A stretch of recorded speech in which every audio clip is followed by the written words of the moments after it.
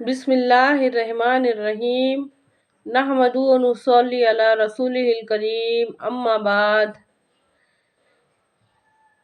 شروع اللہ کا نام لے کر جو بڑا مہربان نہایت رحم کرنے والا ہے۔ تمام تعریفیں اس اللہ عز و جل کے لیے لائق و زیبا ہے جو سارے جہاں کا بنانے والا اور اس کو پالنے والا ہے، اور درود و سلام ہو اس کے آخری نبی حضرت محمد مصطفیٰ صلی اللہ علیہ وسلم پر۔ جماعت کی اہمیت گروپ کی ویلیو۔ اچھی طرح سے سمجھیے اس بات کو، اسلام میں جماعت کی کیا اہمیت ہے۔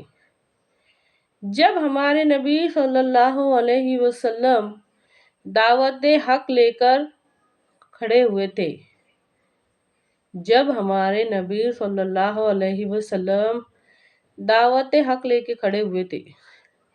آپ صلی اللہ علیہ وسلم پر سب سے پہلی وحی غار حرا میں نازل ہوئی۔ اس کے بعد آپ کو یہ حکم ہوا کہ لوگوں کو بتاؤ۔ سب سے پہلے ہمارے نبی صلی اللہ علیہ وسلم نے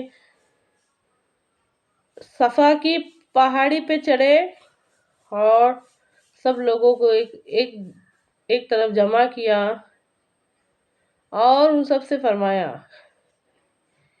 اے لوگو، اگر میں تم سے یہ کہوں کہ اس پہاڑ کے پیچھے سے ایک فوج آ کر تم پر حملہ کرنے والی ہے تو کیا تم میری بات پر یقین کر لو گے؟ اگر میں یہ کہوں کہ اس پہاڑ ہے اس کے پیچھے سے ایک فوج آ کر تم لوگوں پر حملہ کرنے والی ہے تو کیا تم میری بات مان لو گے؟ تو سب نے ایک زبان ہو کے کہا، ہاں ہاں ہم مان لیں گے، کیونکہ ہم نے آپ کو ہمیشہ سچا پایا ہے۔ ہم جانتے ہیں کہ آپ جھوٹ نہیں بولتے۔ ہم نے آپ کو ہمیشہ سچا اور امانت دار پایا ہے۔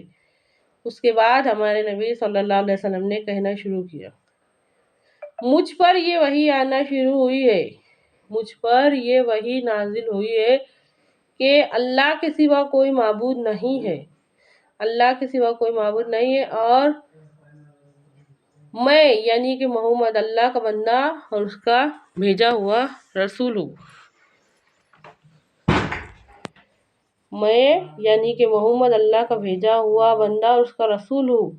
یہ پیغام پہنچانے آیا ہے، پیغام دینے آیا ہوں ہدایت کا۔ اچھی طرح سے سمجھیے اس بات کو، گروپ کی کیا اہمیت ہے اسلام کے اندر۔ یہ کیسے پتا چلے گا؟ ہم کو ہمارے ذہن کو اس وقت میں لے جانا پڑے گا۔ سوچو، تھوڑی دیر کے واسطے سوچو، غور کرو اس بات کے اوپر۔ اس کے بعد آپ صلی اللہ علیہ وسلم کی دعوت چلتی گئی۔ آپ صلی اللہ علیہ وسلم سب کو اللہ کی طرف بلاتے، اللہ کا پیغام سناتے، ایک کر کے ایمان والے جمع ہوتے تھے۔ عورتوں میں سب سے پہلے حضرت خدیجہ رضی اللہ تعالیٰ عنہ، مردوں میں سب سے پہلے حضرت ابوبکر رضی اللہ تعالیٰ عنہ، بچوں میں سب سے پہلے حضرت علی۔ مطلب سمجھیے ایسے تھوڑے کر کے، اور اس کے بعد بھی ایک دو کر کے ایسے ایمان والے۔ اب یہ جو ایمان والے جمع ہوتے تھے، ایمان والوں کی جو جماعت بنتی تھی، جمع ہوتے گئے 10 11 12 13 14، بہت مشکلوں سے، کبھی سیرت النبی پڑھیں گے نا تو آپ کو سمجھ میں آئے گا کہ یہ سب اس وقت کا حل پڑھنا بہت ضروری ہے۔ ایک جو مل کے جو جماعت بنتی تھی نا، اس جماعت نے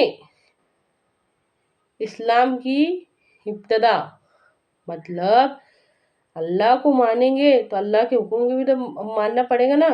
اچھی طرح سے سمجھیے اس بات کو، ہرگز برابر نہیں ہو سکتے وہ لوگ برابر نہیں ہو سکتے جو اللہ کا کلمہ بھی پڑھ رہے اور زمانے جاہلیت کے لوگوں کے اندر مل کے پھر واپس گناہ کر رہے، تو پھر ان کے واسطے جو قانون بنا، اسلام مکمل زندگی گزارنے کا طریقہ، اسلام ایک نظام ہے، ایک قانون ہے۔ ہمارے نبی صلی اللہ علیہ وسلم سے پہلے جتنے بھی انبیاء آئے، وہ پورا قانون اور پورا نظام زندگی لے کر نہیں آئے تھے۔ ہمارے نبی صلی اللہ علیہ وسلم کو اللہ رب العزت نے پورا مکمل زندگی گزارنے کا طریقہ دیا، جس کو اسلام کہتے ہیں، جسے اسلام کہتے ہیں۔ اللہ کے واسطے بات کو سمجھنے کی کوشش کرو۔ جمع ہوتے تھے اور اللہ کے حکم پر عمل کرتے تھے، اللہ کے حکموں پہ عمل، اللہ تعالیٰ کے حکموں پہ چلنے کو اور نبی کریم صلی اللہ علیہ وسلم کے طریقے پہ زندگی گزارنے کو دین کہتے ہیں۔ اللہ اب جو ایمان لے کر آتے تھے نا، وہ اسلام کے اوپر عمل کرتے تھے، اور ایسے مل کے بنا اسلام، ایسا مل کے بنا اسلام۔ اور آج سب سے پہلے جماعت ختم ہو رہی، گروپ ختم ہو رہے، فرقوں میں بٹ رہے، فرقہ پرستی۔ اسلام کے نام پہ سب سے پہلے جمع ہوئے تھے، آج سب سے پہلے گروپ ختم ہو رہے، جماعت ختم ہو رہی۔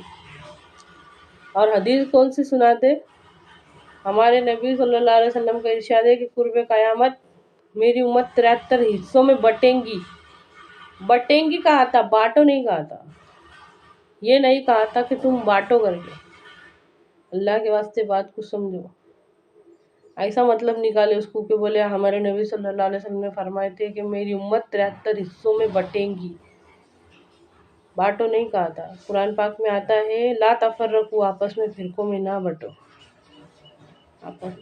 مثال کے طور پہ حدیث ہے کہ ہمارے نبی صلی اللہ علیہ وسلم کا ارشاد ہے کہ قرب قیامت میری امت میں جب تک زمین پر ایک بھی اللہ اللہ کہنے والا نہیں ہوگا، قیامت نہیں آئے گی۔ تو کیا اس کا مطلب یہ نکالیں گے کہ اللہ اللہ بولنا بند کر دو؟ اچھی طرح سے سمجھو اس بات کو۔ اسلام میں جماعت کی بہت بڑی ویلیو ہے۔